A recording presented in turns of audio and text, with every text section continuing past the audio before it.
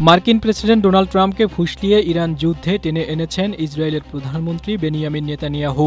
একাধিক সংবাদ মাধ্যমে এমন খবর প্রকাশিত হওয়ার পর এ নিয়ে এবার মুখ খুলেছেন ট্রাম্প। বলেন, তেহরানের সঙ্গে যুদ্ধে জড়ানোর ক্ষেত্রে ইসরায়েল কখনোই আমাকে প্ররোচিত করেনি, বরং ৭ অক্টোবর ইসরায়েলে হামাসের ভয়াবহ হামলা এবং ইরানের কখনোই পারমাণবিক অস্ত্র থাকতে পারে না, এই ধারণাই আমাকে যুদ্ধে নিয়ে গেছে। সোমবার নিজের সামাজিক যোগাযোগ মাধ্যম ট্রুথ সোশ্যালে দেওয়া এক পোস্টে তিনি একথা বলেন। তবে ট্রাম্পের এমন কথার সঙ্গে বাস্তবতার মিল নেই, কারণ ইসরায়েলে হামাসের হামলার পেছনে ইরানের সংশ্লিষ্টতার কোনো প্রমাণ নেই।